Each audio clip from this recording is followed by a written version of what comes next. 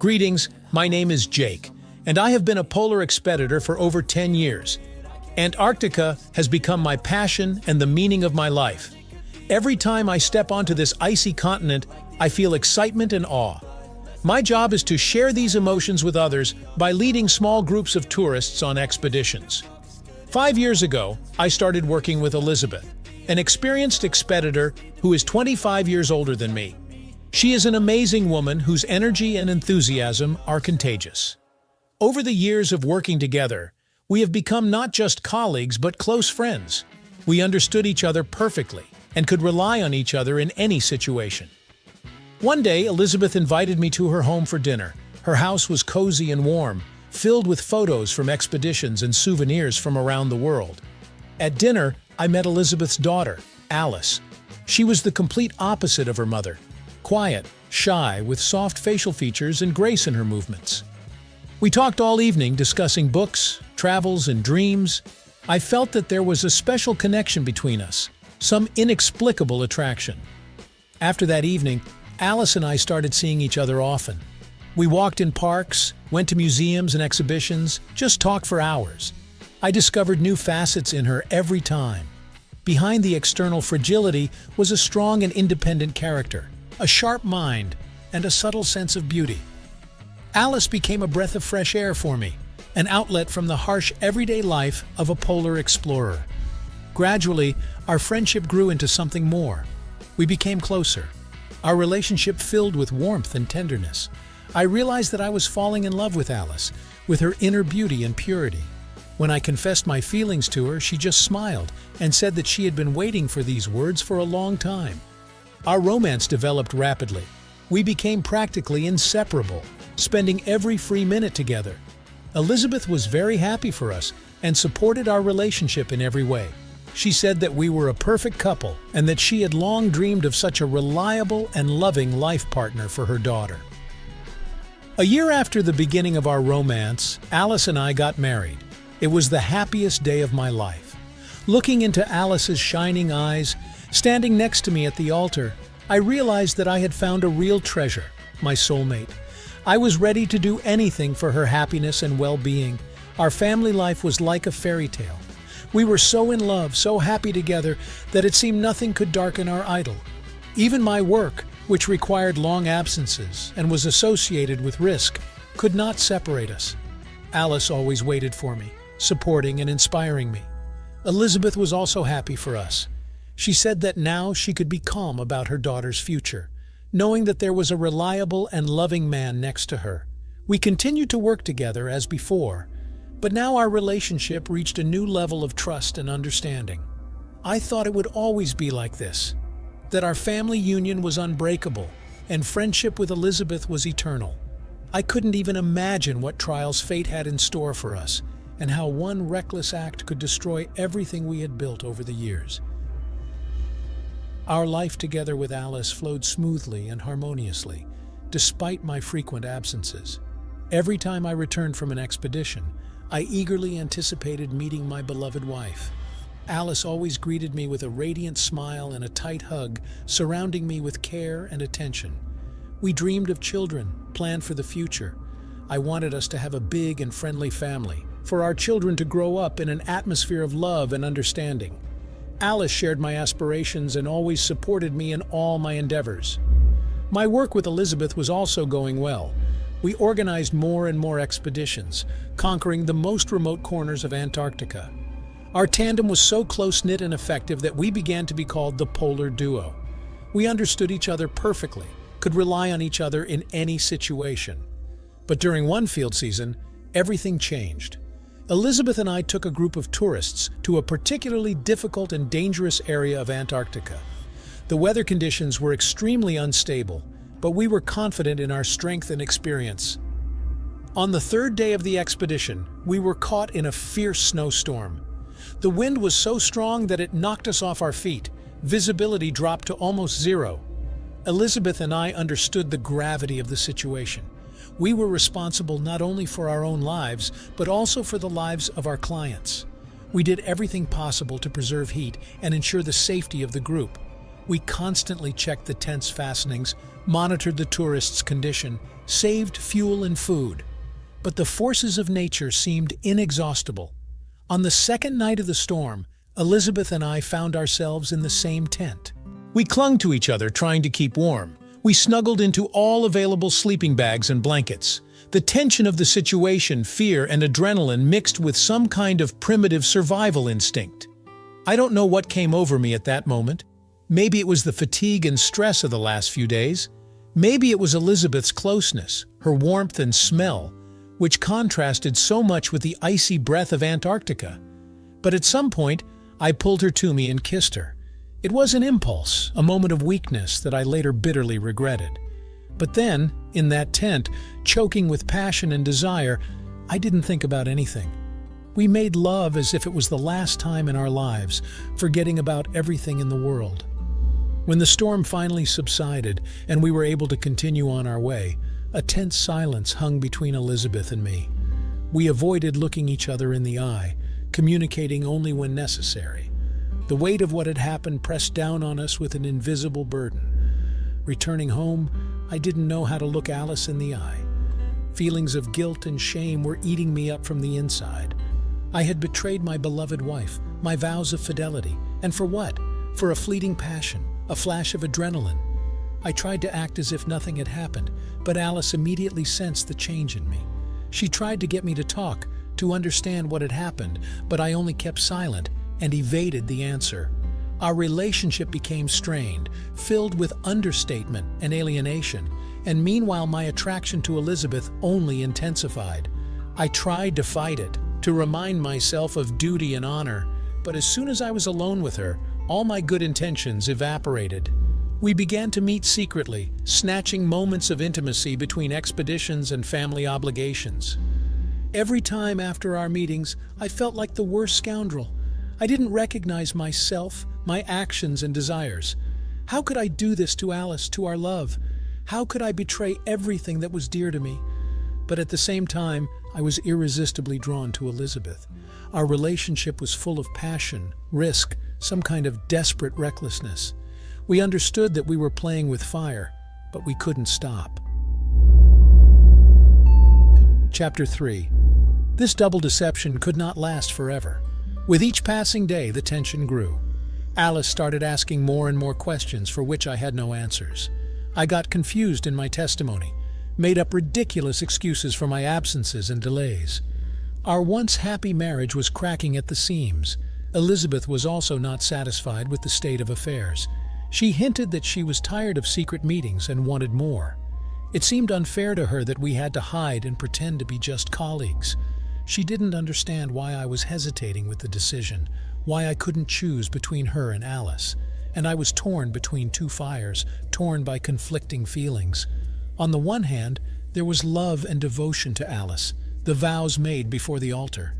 On the other hand, there was an irresistible passion for Elizabeth, the attraction of the forbidden fruit. I felt trapped, with no way out. The denouement came suddenly, like a bolt from the blue. One evening when I returned home, I found Alice in tears.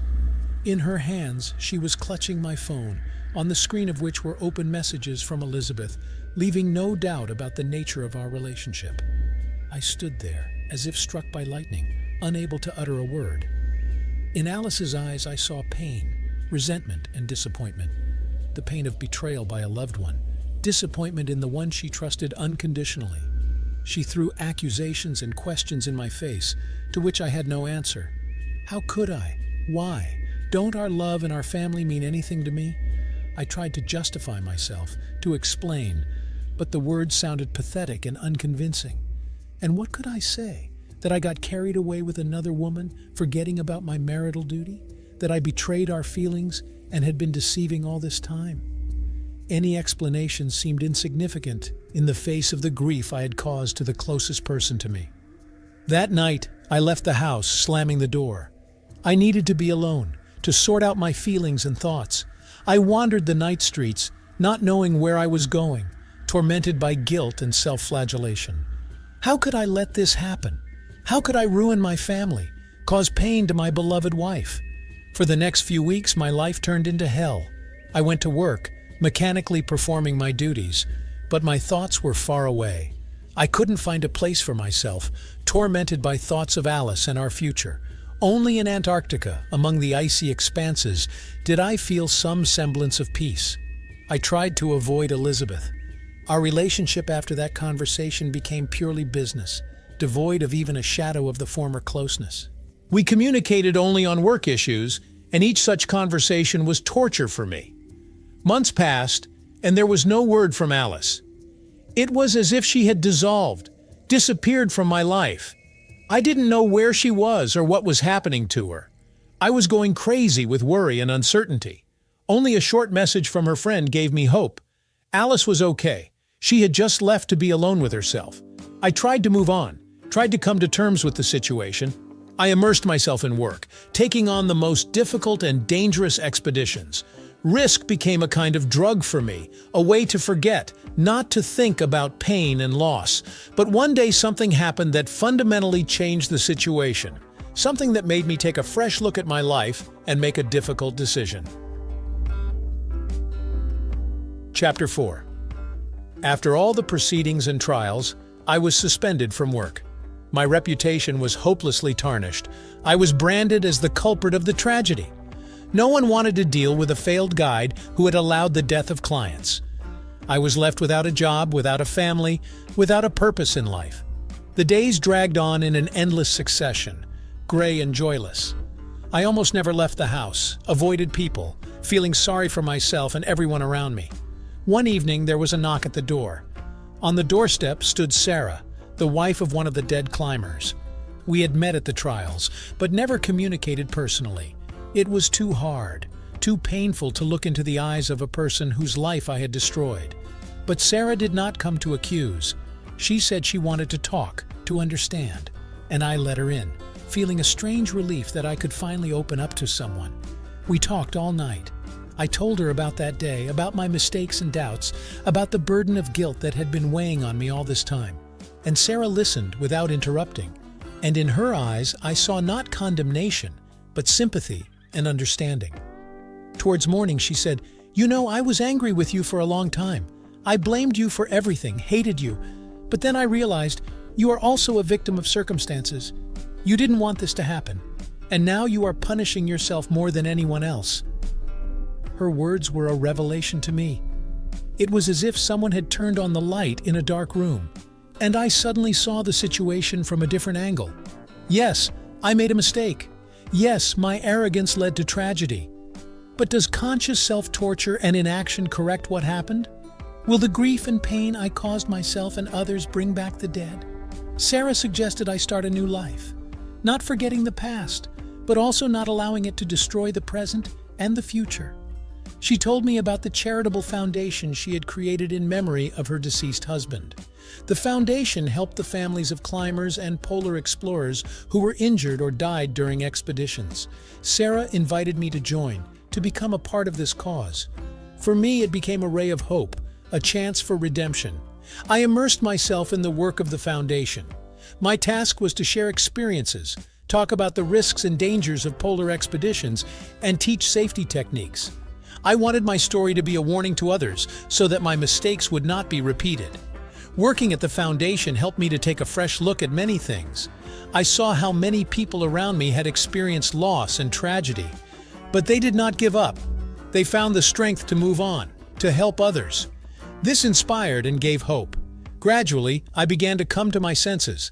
The pain and guilt did not go away, but now I had a purpose for which it was worth living. I knew that I had to do everything possible to prevent tragedies like the one that happened to me from happening again. And yet, despite the positive changes, there was an emptiness in my life. An emptiness that was once filled by Alice and our family.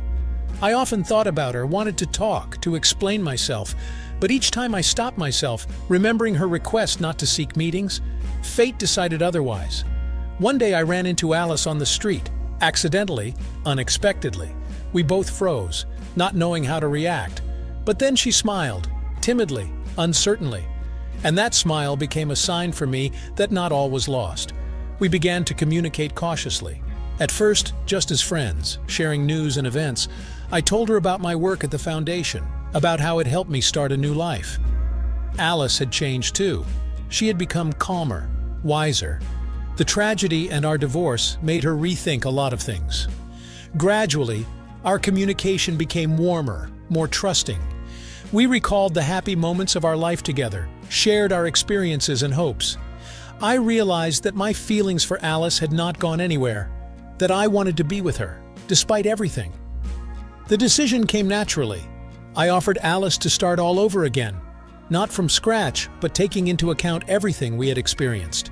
I promised that I would never repeat my past mistakes, that family would always come first for me. And Alice agreed to give us a second chance. We started all over again. Carefully, step by step, building a relationship, learning to trust each other, to forgive, to value every moment together. It wasn't easy, there were ups and downs. But we managed because we knew that our love was worth fighting for. Life was gradually getting better. Work at the foundation was satisfying, and my relationship with Alice was getting stronger day by day. I felt that I had finally found my place, my purpose. But the past did not let go. One day Elizabeth called me. For the first time in a long time, I heard her voice, and it seemed alien and distant to me. She said she was leaving polar expeditions forever, and that before leaving she wanted to meet, to say goodbye. I hesitated. On the one hand, it seemed to me that this meeting would change nothing, only reopen old wounds. On the other hand, I felt that I had to close this chapter of my life, put an end to our relationship. We met in the park, the same one where I once told her about my decision to keep my family. Elizabeth looked different, older, tired. In her eyes, I saw the same pain and bitterness that had tormented me all this time. We talked about the past, about our work, our feelings, our mistakes. Elizabeth admitted that for a long time she had blamed me for what happened, considered me a traitor. But now she understood. Each of us made our own choice, and for that choice, we must take responsibility. I also opened up to her. I told her about my experiences, about my work at the foundation, about my new life with Alice. And for the first time in a long time, I felt that there was no more unsaid between us, no secrets or resentments. We were just two people who had gone through hard times and were trying to move on. As we said goodbye, Elizabeth hugged me. There was no passion or love in that embrace, only the warmth of human participation and understanding. We parted peacefully, without regrets or grudges. Each of us went our own way. After this meeting, I felt that I had finally let go of the past. Everything that had happened, the mistakes, the losses, the worries, was left behind. The future was ahead, unknown but full of hope. Alice and I decided to leave the city, to start life from scratch. I found a job with the rescue service, teaching young guys how to survive in extreme conditions. Alice took up writing, sharing stories about overcoming difficulties and finding oneself. Gradually, our lives were filled with new colors. We traveled, met new people, discovered uncharted horizons, and most importantly, we were together, supporting and inspiring each other. Of course, the past still reminded us of itself. There were moments of sadness and doubt, nightmares and bouts of guilt. But now I knew that no matter what happened, I had support. Alice's love, the support of friends, my own strength of spirit, all this helped to move forward. The years passed, life changed. Alice and I became parents, first of one child, then of another. Caring for the children, their upbringing and development became the main meaning of our lives. I continued to work in the rescue service, but now not in the field, but as a coordinator and mentor. I shared my experience, taught young people not only survival skills, but also life wisdom, the ability to make decisions and take responsibility for them. Work at the foundation also did not stop. Together with Sarah and other volunteers, we organized seminars, meetings, and supported those who had gone through loss and tragedy. For me, it was not just a social burden, but also a way not to forget my mistakes, to pay a debt of memory to the dead. From time to time, I thought of Elizabeth. I wondered how her life had turned out. Had she found her happiness, her path? These thoughts were not painful, rather detached and curious. The past had let me go, remaining only a memory, a lesson in life. Alice and I had come a long way. There were ups and downs, moments of absolute happiness and periods of doubt. But we learned to listen to each other, to respect each other's feelings and desires. Our love had become mature, conscious, having survived the test of time. Despite leaving active polar activity, the thirst for adventure did not go away. My family and I often traveled, showing the children the world. But now these were not extreme expeditions, but educational trips, trekking, acquaintance with nature and cultures. Once we went to Antarctica as a family, not as part of a commercial expedition, but as private tourists. I wanted to show the children this amazing place, to tell them about my former work, about the beauty and danger of the polar regions. Standing on the deck of the ship and looking at the endless icy expanses, I suddenly realized that I had come to harmony with myself and the world. All doubts, fears, guilt, all remained in the past. I accepted myself as I am, with all my strengths and weaknesses, victories and mistakes. Next to me stood Alice and our children. I hugged them, feeling endless gratitude to fate for this moment, for these people next to me. In the end, it was the love and support of loved ones that helped me go through all the trials and find my place in life. I realized that no matter what happened in the past, the main thing is how we will use the present. And I chose to live fully, consciously, gratefully accepting each new day. After all, life, despite all the difficulties and losses, is still beautiful and amazing. Conclusion. My story does not end there. There are still many discoveries, achievements, joys, and sorrows ahead. But I know that no matter what the future brings, I have the strength and support to meet it with dignity. Fate has taught me many lessons.